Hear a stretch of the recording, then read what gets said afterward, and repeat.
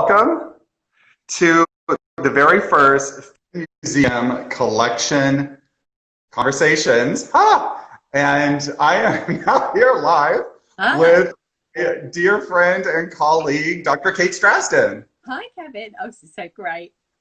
I know. So, first of all, good morning to everybody in California and on the West Coast, and good afternoon to everybody on the East Coast, and good evening To to us. everybody in Great Britain and in Europe. It's a kind of incredible that we can come together this way, but it's really exciting, to spread our passion and information about really wonderful research studies and objects and so forth, and that we can do this, under kind of odd circumstances, but how much it's really opened up new ways of communication. And I love that creativity that everybody is coming up with around the world, and especially in the museum, the educational fields, to keep ourselves connected and relevant and spread our love. Yeah. So I was just thinking that because, I was meant to be coming out to FIDM next month even, and right. that's all come to naught. But here we are, and it's amazing to chat. It is. So I just want to do a quick little intro about Kate. This is Dr. Kate Stratton. For those of you who do not know her, she is a senior lecturer in cultural studies at Falmouth University and a specialist visiting lecturer at the DeTeo Masters Academy in Shanghai. Do you fly back and forth, or do you Zoom back Yeah, and forth? no. Well, I do a bit of both. So sometimes I do like morning, really early morning. I have to get up super early and do WeChat sessions, video sessions with the students, and then I go over about twice a year and do intensive week-long workshops with them. So That's fantastic. You are also an accredited lecturer for the Art Society and honorary deputy curator of the Totnes Fashion and Textile Museum. And of course, we are gathered today to talk all things Queen Alexandra, including your Beyond Fantastic book, which I love very much. I've read it a number of times, about Queen Alexandra, but you are also working on your second book about a mid-19th century dress diary. yeah, which is amazing. I wish I could. I mean, that's a whole other day. It's an amazing gift I was given. It's got about 4,000 swatches of dress material from the 1830s to the 1870s, kept by one woman. It's incredible. So yeah, I'm enjoying it. That's incredible. And I appreciate the posts that you've been, the little sneak peeks you've been giving us online. It's really fantastic. No, it's beautiful. You and I have known each other, what, maybe 8 years now, something like that? Yeah. We first met in Bath, in England. Yeah. My colleague, Christina Johnson, who's been researching Doris Langley Moore, who is the founder of the Fashion Museum in Bath. She plays in part of this story that we'll talk about today. But we met there, and then was it maybe 5 years ago that Christina and you and Rosemary from Bath and I had a really fantastic panel at the Institute of Historical Dress in London. That was great, and that's what I love about this world, which is that you meet people at fleetingly, and then you stay connected, and then just meet at odd times, but that connection kind of carries on, and that's always, for me, that part of the academia and the museum world is it's a real joy, because you just make friends and stay friends. And you never know who's going to come up with some information that suddenly is pivotal to what you've been working on for years. Yeah, exactly that.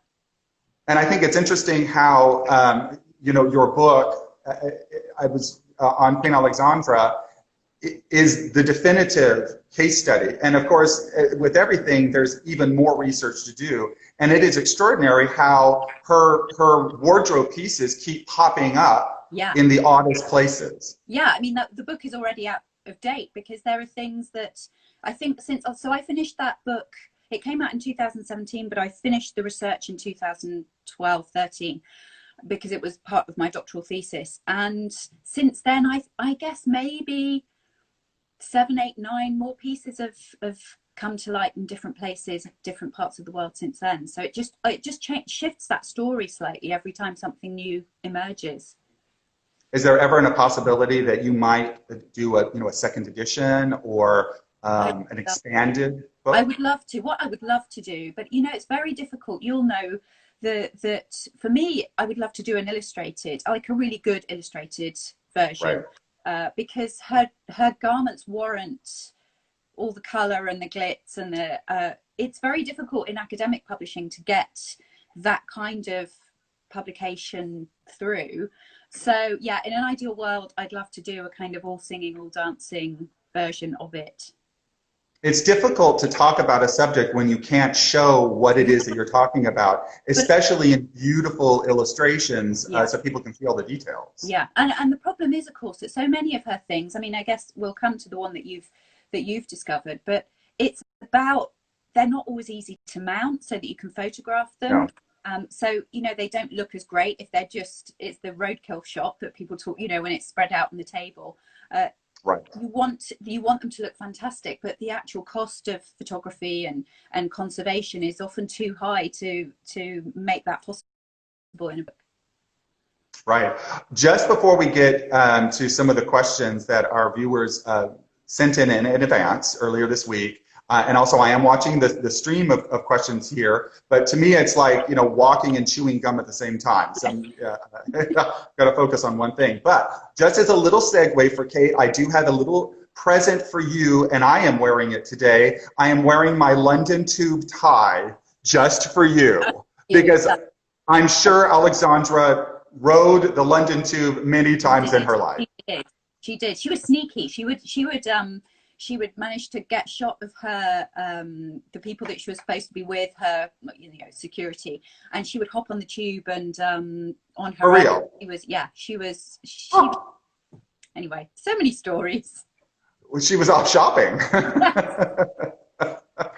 So I read a real quick bio about you, but I'm just interested in how you got interested in royal fashion. What was the light bulb moment for you that you then wanted to spend so much time on this subject? Well, for me, it was kind of a roundabout way, which was in the late 90s. I was working as an assistant to a costume collection in Devon, which is where I live in the UK. And there was a phone call that came to us about a collection of garments that had been discovered in an attic. And when Shelley Tobin, the curator, went to investigate, it turned out to be this amazing haul of 6 Redfern gowns from the early 1900s. Redfern was a British couture or British high fashion house. I didn't know anything about it at that point, and I started to do some research into that particular label.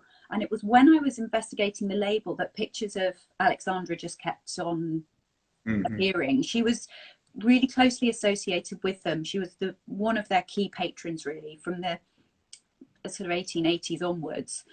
Actually, even But earlier. really kind of early on, though, Yeah. right? Yeah. But as Redfern became more famous or more widespread known, she kind of moved away from them.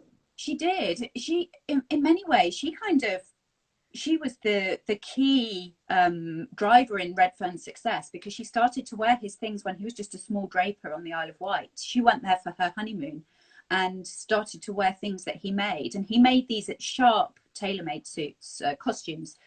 She loved them, wore them and popularized that kind of style.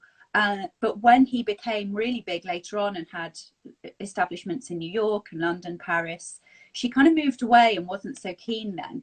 But it was through this Redfern connection that I started to find out about her, and I thought, well, I wonder if any of her things survive, and that was the rabbit hole. So actually, it wasn't royal fashion itself initially. It was Alexandra. She was the person that just sparked my interest, because she was so iconic in her at the time as a contemporary, and yet I was surprised at how few people she really hadn't survived in the public consciousness in the way that maybe her husband had, or certainly Queen Victoria. She was just on the edge of people's that kind of vague figure. Some people knew she was Danish, or wasn't she really slim. So there were these preconceptions of her, but for somebody that had been the Princess of Wales for 40 years, she'd just kind of become a vague memory. why do you think that she became this vague persona, especially since she was one of the most photographed women of the second half of the 19th century? That's what really surprised me. And when I started to look at pictures of her, and I was amazed at how many I found, it just didn't quite tally up, and I couldn't understand why she had just kind of retreated. I think in her older age, so maybe in the living memory of people in the later 19th century. She died in 1925, and I think she had become quite reclusive in her later years, certainly after Edward died in 1911, 1910. So I think she had started to retreat from the public eye. But yeah, it just surprised me. I could never quite square that circle, you know, about how that had happened.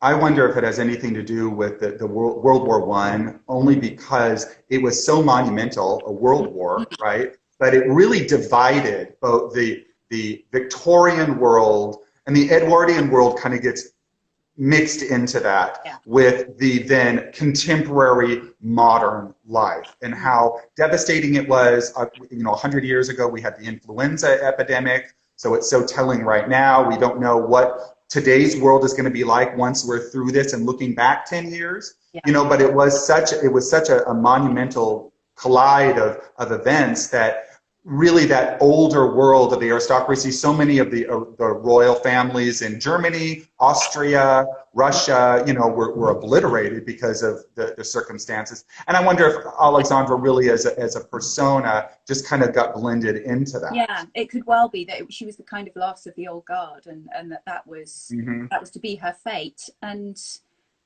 I found it very curious, because the more I started to explore, the more I uncovered that there were stories about her and things to do with her wardrobe that had never been explored at all. And that was the point that I thought there's some mileage in this being a project. So are you interested in other aspects of royal dress, or is it really just Alexandra? Have you gone to research any of the other family members? Actually, as a result of Alexandra, that I did very much become interested in certainly other 19th century, because the connections, the network is so interconnected between all of the families, but also particularly her relationship with her daughter-in-law, with Mary, May, the Duchess of York, who then became Queen Mary. And they are so odds with each other in many ways, and so different stylistically. So that comparison was interesting. And I am really interested in how the monarchy presents itself. I mean, I think having studied it from a different perspective and from a different time period, it continues to fascinate me to see actually how that plays out today as well. Yeah, I mean, it's fascinating. That I kind of wish right now my name were Will, because then it would be Will and Kate. I mean, because there's another generation of royal people that we're all fascinated by, and we follow them, and especially what the ladies of the royal family wear, is very trend-setting. Sorry, I was just going to say, I think that Alexandra, that the legacy of Alexandra is that, I mean, Queen Victoria started it to a degree, but Alexandra really fine-tuned that diplomatic dressing. So she would go to a state visit somewhere, and she would wear garments that deliberately were intended to flatter that country. So she would wear shamrock embroidered gowns when she went to Ireland, and she would wear a Tyrolean hat when she went to Austria. And so those decisions, very careful, conscious decisions to dress deliberately in a way that will flatter your host nation, which is now, of course, completely normal for the royal family. You have Kate going to Canada with a maple leaf hat, and that's just considered to be, that's an expected part of royal protocol. But actually, Alexandra very much was a trailblazer at that. So did Victoria do that before, or did she just kind of wear what was appropriate? She did. She, particularly before Albert died. So there are records of Victoria wearing things. She wore an emerald dress to Ireland, and so there are definitely examples of her. She kind of cottoned on to that. But of course, because her wardrobe changed so much after Albert's death, it was a fairly short-lived phenomenon for her. Right, right. So we have some questions. One of the things that I thought was really interesting, and it goes along with what we talked about, both Alexandra's really phenomenon as a celebrity, a world celebrity in the second half of the 19th century and into that, definitely that first decade of the 20th century when she was queen as of in 1901. Was that, you know, so many people were cashing in on the Princess of Wales. And of course, this is from your book, but this is also a bill from the Princess of Wales, Her Majesty's corsets, Princess of Wales dress stays. And I'm really glad you published in your book. This is from the Fitta Museum collection. And no kidding, I found this on eBay. It was like $8, and I thought, oh my God, this is really amazing. And it's when you were working on your book, and I thought, oh, this is so terrific. I know. But, I remember, you know, when you pinged me that email and said, look what I just got. And just great to see exactly that she had a huge impact on her purchasing power. And so the ability of other companies to really want to cash in on that was unprecedented, really, you know. And there are records of royal warrant holders who are writing to the Mistress of Robes saying, please, can we have the warrant? Or they had been warrant holders, but she had purchased things from them, but they hadn't received the warrant, and so they're begging for to be given the warrant so that they can have the headed paper and the crest on their garments. So it was a big deal to be able to use her as you know, as a means of selling your stuff, because the cult of celebrity. Yeah, huge. And she was, I think, I don't know exactly what year, but maybe even for a certain number of years, her photograph was sold more than any other woman in the world at that point. She was the most photographed woman. People bought the carte de visite, you know, the little cabinet photographic portraits of her.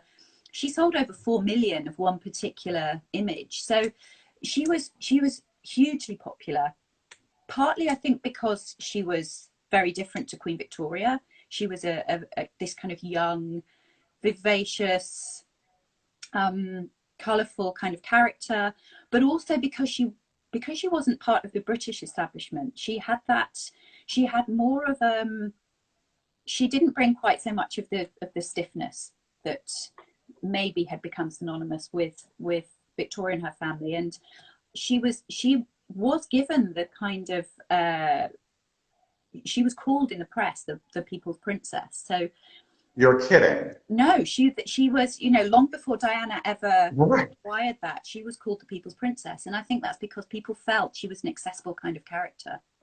I think this is why she fascinates me personally as well, not only because she was so beautifully dressed and, you know, she had this figure, and, you know, the princess seam dress was apparently named after her, but it's just the aspect of her being a celebrity, somebody that is completely relatable today to my generation with Diana, to younger generations with Kate and other members of the royal family. And it's not just the British royal family too. I've noticed over the last number of years that various other royal families that still exist in Europe and Asia, their princesses, their queens, kings, they're followed. If there's a wedding, if there's a coronation, if there's a christening, you know, it really becomes international news. Yeah, it really does. And she was just great at I think one of her successes as a public figure was that she knew exactly what to wear at any given moment. She would appear at the right time in the right thing. She never put a foot wrong. And it was something that was regularly commented on in the press, you know, that she had this uncanny ability to just strike the right note, whatever it might be. And it endeared, although she was this incredibly privileged, wealthy white woman, yet she seemed to have this appeal to people all over the world because they felt that there was some kind of barrier that she broke down, in a sense, that people felt that they could relate to her. Perfect timing to have a photogenic person when the camera becomes democratized, when it goes everywhere. You can have your brownie camera and take pictures and snapshots, but and it's also the cheap way of quickly producing these images to get them out there, and they were cheap too. I mean, they were just a little bit of money, and you could have pretty Princess Alexandra sitting on your mantle. Exactly, and she knew she was a keen photographer herself, so she recognized she's often been written off as being this kind of empty-headed, not very intellectual woman, but in fact she was hugely canny at managing her public persona and her public body, partly because she was a keen photographer, and I think she recognized that those images were significant. She produced her own the Christmas gift book, which you can still pick up for like a few pounds on eBay. She produced this as a sort of charity gift book, and it was meant to look like snapshots from her family album. So it was another way in. People could acquire this and leaf through these pages, and it was like they were part of the royal family. She was very, very clever. Well, I just had a question come in from one of our viewers who was originally from Luton, but lives in Long Beach here in California and attends FITM. Wow, there's a nice connection. Are you contacted by the movie industries or the theater world whenever there's something's going on about Alexandra or the time period for historical accuracy? There hasn't been anything that, well, unless someone can correct me, but I don't think there has been anything that Alexandra has been in since I started my research where she is featured as a royal figure. And I would love to. That would be great. What happens more normally is that people like recently at the Fashion Museum in Bath, where they also acquired an Alexandra dress, I get contacted to verify actual surviving garments. So that tends to be more what happens.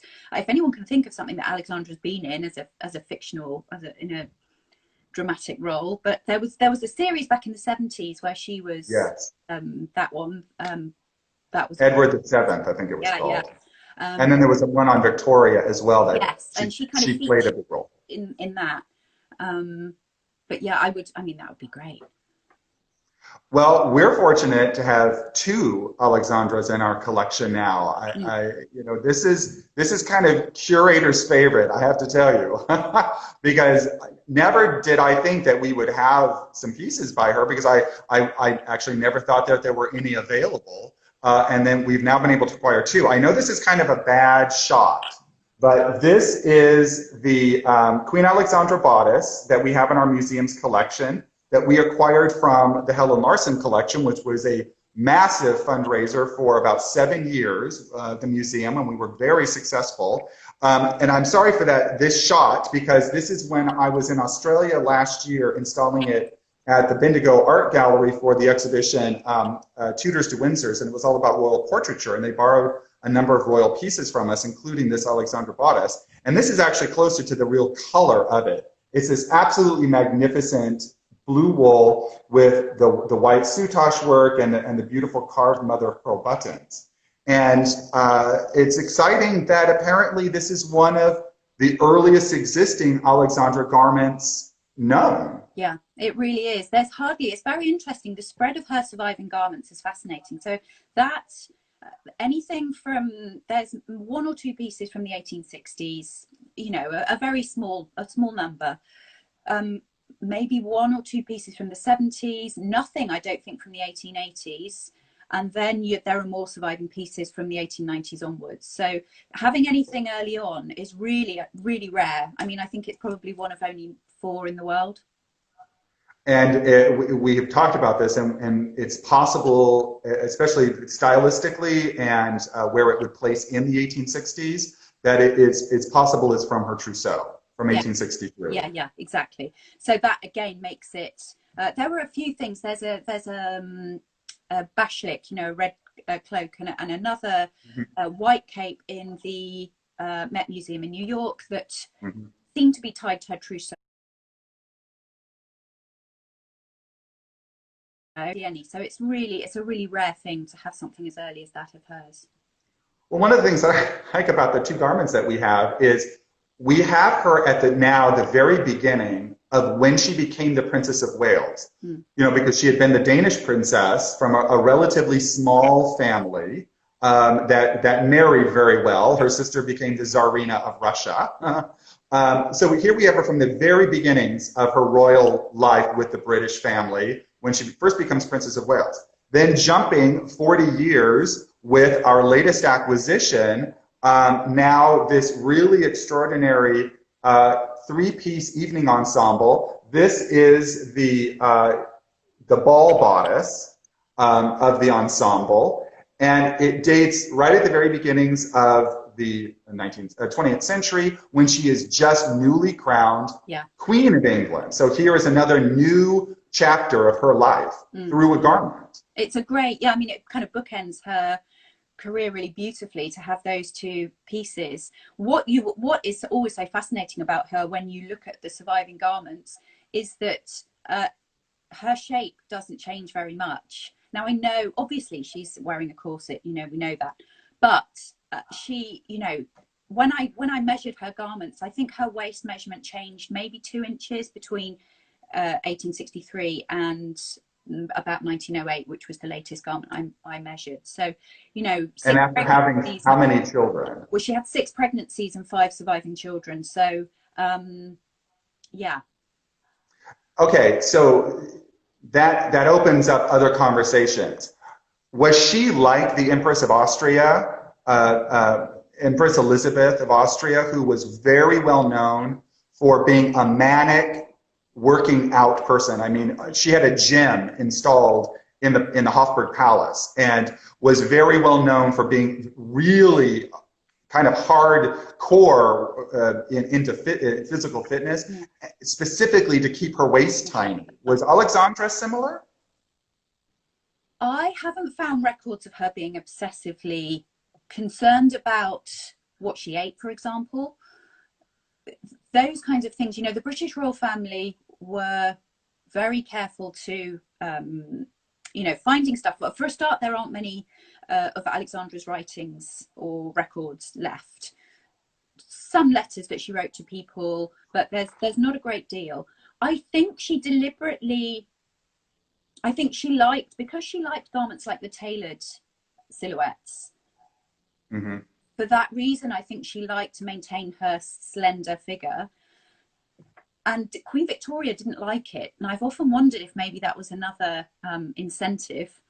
I wondered that too. It wasn't very fashionable, was it, to be that slender at that? No, it was definitely to be kind of, full, rounded. Mm-hmm. Yeah, and she wasn't. She had this more, I guess you might say, more boyish silhouette when she was wearing her tailor-made costumes. And I've sometimes wondered, because Queen Victoria does write in her diary to other family members, in her diary and to other family members, that she's concerned that Alexandra is too slim and she doesn't think that it's attractive, and she thinks so. I sometimes wonder if it's one of Alexandra's many small victories, that in this very controlling world that she lived in, it was a means of taking control of her own body, that she could present it in a way that wasn't necessarily the most popular. I wondered if Victoria was ever jealous of her because of having a beautiful figure and being very, very popular. And it was because Victoria shut herself away, but also at the same time demanded to be queen. It was a weird situation for her courtiers and the public to understand Victoria in the second half of the 19th century, whereas they were able to shed all of their admiration and their interest on the popularity of Alexandra. And you just wonder what that does to a queen of Victoria's stature. Yeah, and she wrote, there are records where she writes to Edward saying, I suggest you don't let Alexandra vie with the London ladies in her matters of dress. She tried to control lots of different elements of their daily life. And Alexandra was very good at appearing to toe the line because, she knew that her mother-in-law could be a difficult lady. So on the face of it, I think she was very good at being acquiescent and pretty passive, and yet she did use, I think, maybe her body and then her clothed body as a form of subversion, in a way that she just managed to make some kind of small statements that might have irritated her mother-in-law. It sounds like she was a type of person who was able to maintain herself, her inner person. Yeah. She was obviously presenting, a beautiful facade whenever there was something public that she was participating with. But, when you look at photos of her in her private life, when she's with her sister, when she's out riding or hunting or whatever, she's still beautifully maintained. Yeah. So there was definitely, an aspect of her personality that she was able to control at a time where not only women did not have a lot of control, especially in a political situation, but then to have a mother-in-law who was literally the woman of an era, named after her, and having to kind of be around this person for not just a year or two or 10 years, but literally 40 years. Yeah. And what's really interesting, one of my favorite, I didn't get to explore it in that much detail, and it's something I'd love to come back to, but Alexandra didn't have a political voice, and she didn't really have a public voice. But one of the favorite things that she used to do was that when she met up with her sister Minnie, Dagmar, who she became the Tsarina of Russia, whenever they met up in public, they wore the same clothes. So this took an incredible amount of planning in advance to coordinate their wardrobe, so that every time they appeared in public across a 6-week period of a state visit, they wore exactly the same clothes, sometimes in different colorways. And there are photographs of them doing this. It's quite unusual for grown adult women to do that. Young sisters might do it, younger, before they were married. But for married women to do that, and I love this kind of sartorial political union that they presented to the world, that those brief moments they were together, they were a unified force. Those are some of my favorite photos of Alexandra and when she's with Dagmar. And I really appreciated how you went into depth in your book about that situation, because, for us, we would just call up or we'd send a text or whatever to coordinate with somebody, like, oh, you wear this and you wear this and we're going to look really cute together. These women, they had no telephones. They had wireless. They could send a telegram. Yeah. But they were literally on opposite sides of Europe. Yeah. And to meet together and to have coordinated all of this. Do you know who made the polka dot outfit that's so famous in their dual photos? There is some suggestion that Worth coordinated that. Now, Alexandra really didn't wear Worth very much. Dagmar did. She was one of his big clients. But Alexandra didn't. But I think for the purpose of this, for convenience and because he could be trusted, I guess, to produce the right kind of thing, there is a suggestion that the measurements and the fabric choices were sent to Worth, Charles Frederick Worth in Paris, and that he created this dressing, this matching wardrobe for the two of them. But the logistics are incredible. You've made that wardrobe in Paris, and then you have to ship both wardrobes, one to St. Petersburg, one to London, and then they have to coordinate. So that even as Dagmar's coming off the steamer to arriving in the UK, she's wearing the same dress as Alexandra's wearing when she's waiting for her on the quay. So it was a very clever piece of public, just a performance, really, that I'm just fascinated by it, because I can't even imagine logistically how they pulled it off. And it wasn't just garments; all of their accessories matched, everything as well. And those would have been made at different houses. You weren't going to the department store and acquiring everything. Yeah. It's not just one size fits all, one stop. Must have been just a feat of logistical magic. I've had a question come through with our visitors about your book, and the question was, is the book available for purchase? Why, yes, it is. It is. You can definitely go on to Amazon. Yeah, so the hardback. I'm just gonna hold my hands up here. Academic publishing in the UK, because it came out with an academic press. So the hardback, it's really expensive. Don't But the paperback version of it, I think, is much more affordable. It's just one of those things with with academic publishing, that they are they have quite a high cover price. But yeah, I think the softback is much more sensible. Well, our garment is actually three parts with two bodices. I showed you the ball bodice. This is a detail of the reception bodice. Wow. So, very fancy, but with a high neck, worn to a slightly less formal event than a ball, where, Alexandra, the upper part of her torso would have been shown off. But one of the things that I think is very interesting about this garment, because the ball bodice also has the same element, are these sleeves. This seemed to be a very popular sleeve with Alexandra, and most of the garments from the turn of the 20th century that have survived have this sleeve design. Yeah, it's really interesting. When you read, there are some really poignant kind of vignettes of Alexandra later in her life where she says things like, think of me as I was when I was young, don't think of me as I am now. I think age bothered her.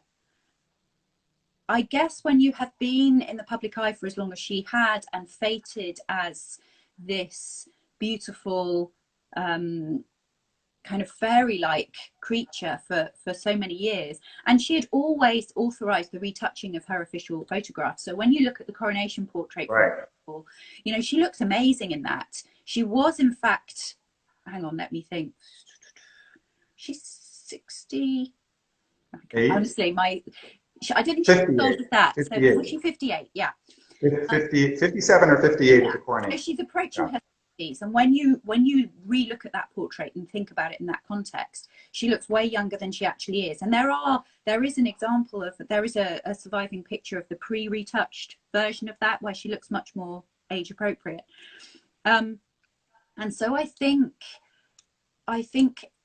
her aging body was something that she struggled with in a way that, again, is really familiar today. I think that's what makes her feel like a very modern woman.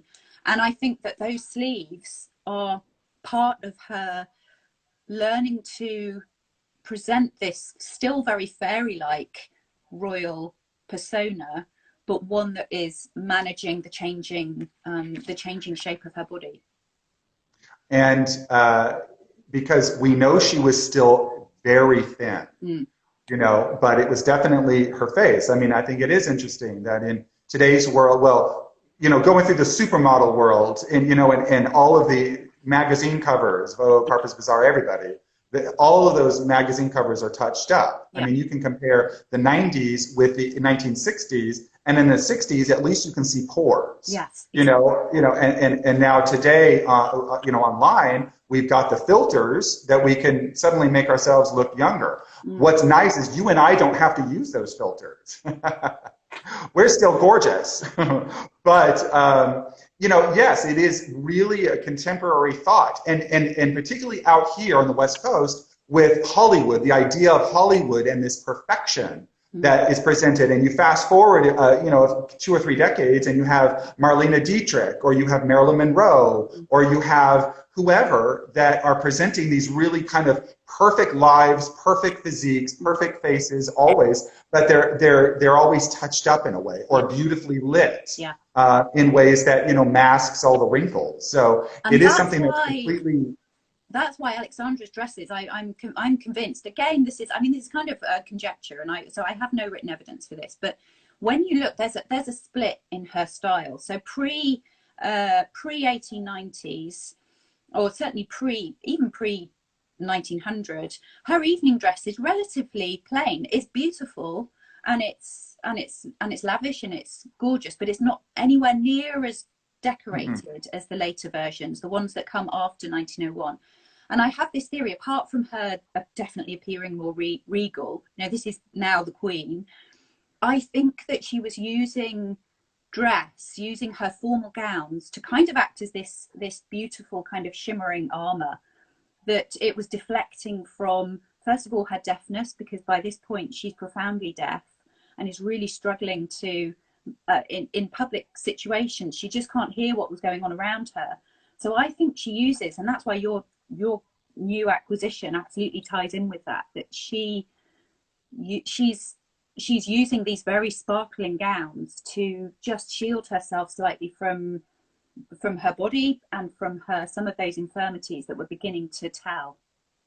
This is a detail of the skirt of the gown, and it really is fairy tale like. It's a black silk satin undergown that's then overlaid with machine-made black chantilly lace, insert with black netting. The pattern of the lace has been completely hand-stitched over with the most minute silver sequins you can imagine and prong set rhinestones. And then the netting is a jet gray beadwork and diamond beadwork, rhinestones, that really just glitter beautifully. And it has an incredibly long train. So it was very elegant, very regal. And just so you can see some more details of this, it shimmers. And I think, Kate, you mentioned that it reminded you of Stardust. Yeah, absolutely. And it does. We have now named it the Stardust Gown. Oh, it's just gorgeous. I want to see it in real life.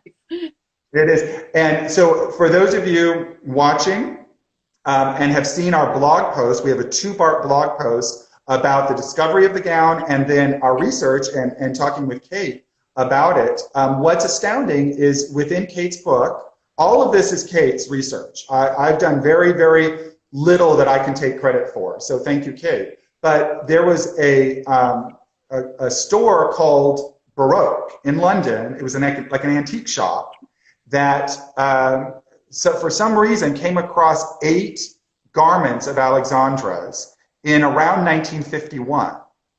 There had been sales of Alexandra's clothes earlier in 1937, and I guess most of the clothes that are known today, if I'm correct, Kate, are from that sale, and really most of those ended up at the Metropolitan Museum of Art. Yeah, so that was an auction that took place in 1937 at the Anderson Art Galleries. I mean, if anybody in the States knows anything, Met Museum acquired quite a few of the pieces, I think maybe 14, but there were 80 lots in that auction, and the rest of them have just disappeared. Some of them I found, so I think maybe now I know about the whereabouts of maybe 30 of them, if that. But that means that there are a whole load of other things that are still out there somewhere, presumably somewhere in North America. So I would love to know if anybody ever come across it. I would too. Yeah. I've got a museum. But what's interesting is that our gown, which I initially thought was probably from that auction in 37, indeed is part of these 8 garments that appeared around 1951 in London with this antique shop called Baroque. And we don't know anything about that original 8 grouping, do we? No. I tried to find out more about the things that they had, but I've drawn a blank on that so far. So what's amazing is through your research about Baroque, British Pathé did a newsreel clip in 1951 about these dresses being sold at Baroque. And these would have been just, a news film that you would have gone to the movies. It's not like a TV spot. You would have gone to the movies and watched, a film, and then in between the films would have been these newsreel clips. And this just happens to be one that British Pathé did, and it's narrated, and it's actually showing women wearing 4 of the garments that Baroque had from some collection, and includes our gown in that film footage. It's the very last gown that the model comes in. You see her from the back walking. She turns, facing the camera, and then she sits down. And you can see this gown just sparkling all along. It is marvelous to see it in motion because, of course, today in a museum setting, we could never model something like this because it could damage it so easily. But to suddenly see it moving the way somebody at Buckingham Palace or whatever, you know, for a drawing room, would have seen Alexandra moving and this dress glittering. It's absolutely magical. It really is, and I can only imagine, because you spotted that, didn't you, on the having watched that, you clocked that was that they were one and the same, and that must have just been to make that connection must have been great. Well, I'm really surprised you couldn't hear me scream all the way over in Britain because it was a really, you know, a light bulb moment. It was, you know, when does that ever happen? Yeah. I just wish that we could also find an actual photo of Alexandra in the gown too, and who knows, it might be out there. Well, there might well be. You can watch that. So if you go to the British Pathé website, all of their newsreels are free. It's called, if you search for the actual piece of film, is called Look Back for Inspiration, and the shop is Baroque. So you can actually watch that. It's what, like a minute and about a minute and a half. Yeah, it's not very long, but it's great. So you can have a look at that.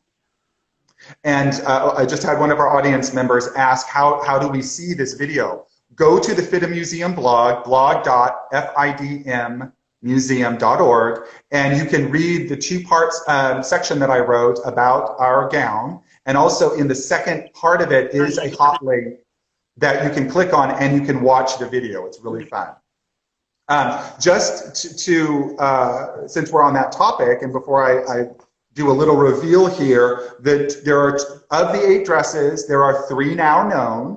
It's the FIDM Museum gown, but also this gown that is at Bunka in Japan, the Bunka University collection.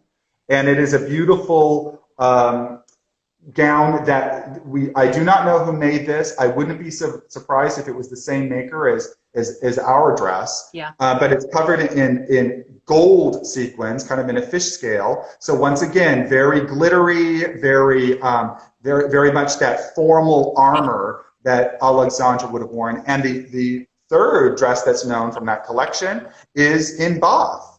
And it is this really beautiful purple embroidered dress. Yeah. So what's neat is that the Bunka dress is actually the first garment in the newsreel footage. And then the FIDM Museum garment is the last dress in that newsreel footage. However, the purple dress does not appear in the footage. So it's exciting that we know that this was part of that collection as well because of Doris Langley Moore. Yeah, yeah. So she writes that she, in the Bath Museum records, she acquired that dress. She was apparently offered 2 dresses from that Baroque collection, and she chose that one because they hadn't got a garment that was represented by that date, and so she thought it would be the most interesting for the museum for her collection to have. And it's actually in very, very good condition, considering the weight. It's the embellishment on that one is really heavy, and it's a chiffon background. So yeah. And it's by the couture house Doyer. Yes. Paris. Yeah. And Doyer was really specialized in that very ornate embellishment. But I think because it dates to around maybe 1911, and I think or maybe 1910, in which case it could have been a garment that she had ordered around the time of Edward's death, and so it didn't get worn very much because she went into mourning. I think it's really interesting that she did not have a problem wearing foreign clothing, foreign designer clothing, even though she was, you know, the Princess of Wales at the time, and then later as Queen. That, you know, one of the things that's interesting that you bring up in your book is that most of her day wear was British made, but most of her evening wear is French, Paris. Yeah. And she liked, at least by the time she became the Queen, Morin Blosier, Le Ferrier, and then Madame Favre. Yeah. And Henriette Favre is the person who created the FIDM Museum gown. And this is the label that is inside the ball bodice.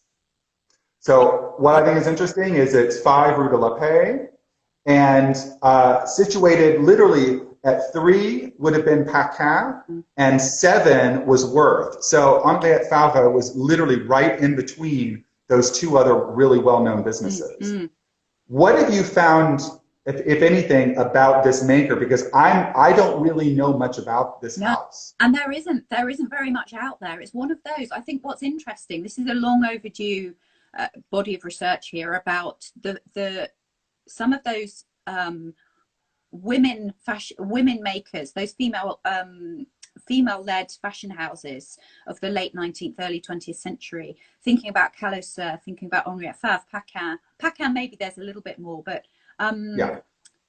it's fascinating. There really isn't very much about her. I haven't been able to find much other than what does tie in very well with Alexandra's kind of theme is that she seemed to really like less well-known women-led fashion houses. They seem to be her favorite, and that's why Morin Blossier, which is a group of sisters, 3 sisters, and then Henriette Favre being the sort of second of her favorite fashion houses at this time. They are women heading up those houses, and I think that that's really interesting. But that because they weren't the Worth and the larger houses, they were significant, but maybe not as well known.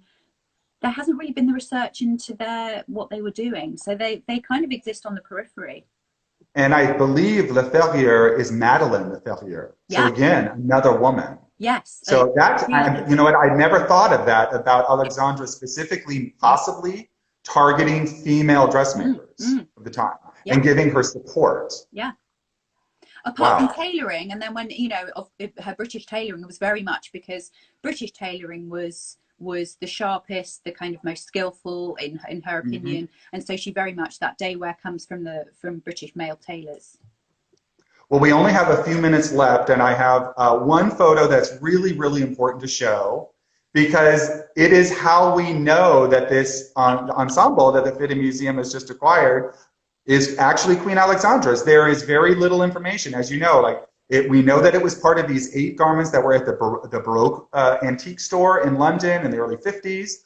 Apparently, it sold to a family, from what I've gathered from the people we acquired it from at auction in Australia. It was acquired by a family member from Baroque. It descended in this family until it was put up for sale in about 2005, 2006 in Britain. It came up for sale. That this Australian couple then found it at the auction, bought it. It was, brought it to Australia, and then just this last year or earlier this year, they put it up for sale, and I spotted it and was able to acquire it. This is actually in March. So it's interesting to watch the trail of this garment, but that's the only provenance that we know about it. However, thank you, Queen Alexandra, for whatever reason, she had specialty labels made to go inside her garments. Yeah. So Her Majesty, Queen Alexandra. Now, obviously, this is specific to post 1901 garments when she became queen. I love that. Reminds me of, labeling your kids' school uniform before they go. Right. But it appears in a number of her garments, so it's verified. It's not that someone has just helpfully made this belonged to. It definitely did. I think probably she did have things sent away to specialist cleaners. There are records of not just, I don't mean obviously laundry is another thing, but actual specialist sort of early versions of dry cleaners. There were some dotted around London that she used, and I imagine that they were identifiers for that reason. When it left her care briefly to be to go to the specialist maintainers who might do running repairs or were cleaning it, I think that was the reason for her having those labels made. Do you think then that Alexandra actually had this done, or do you think it was done by her ladies in waitings and those that were actually caring for her dress? Yeah, I think that was their strategy. That whole royal household is a whole other fascinating thing, that people were managing her wardrobe and kind of supervising it and keeping those cogs turning. They developed all kinds of different strategies to make sure that they were maintaining it and keeping track of everything.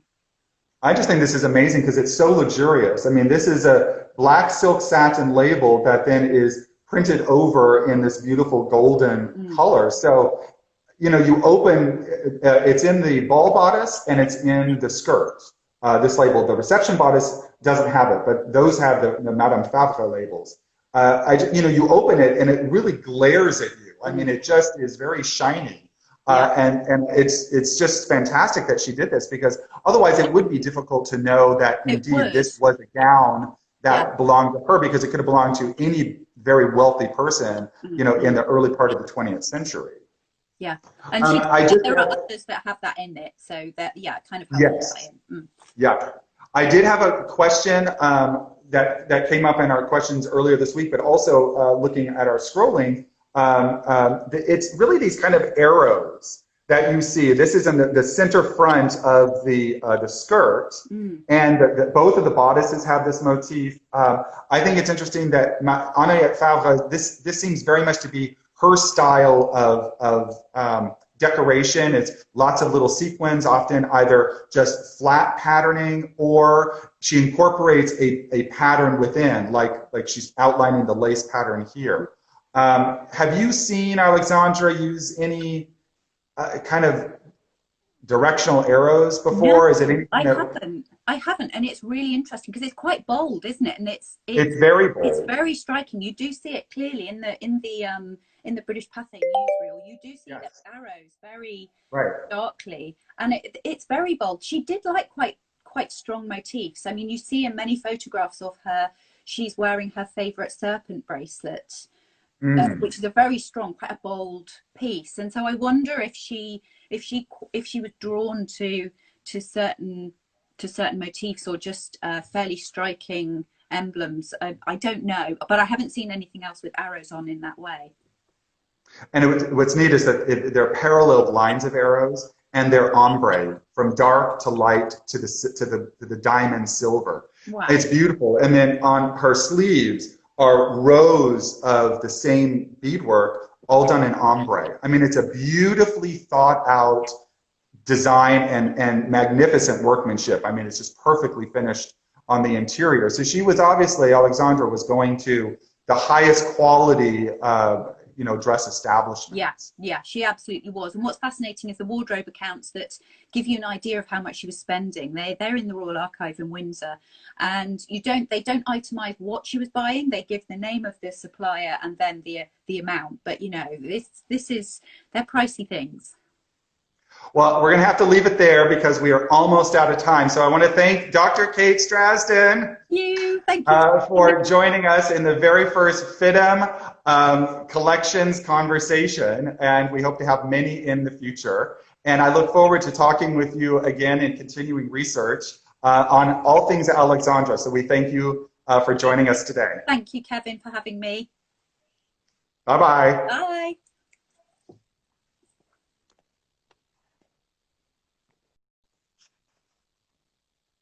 Goodbye.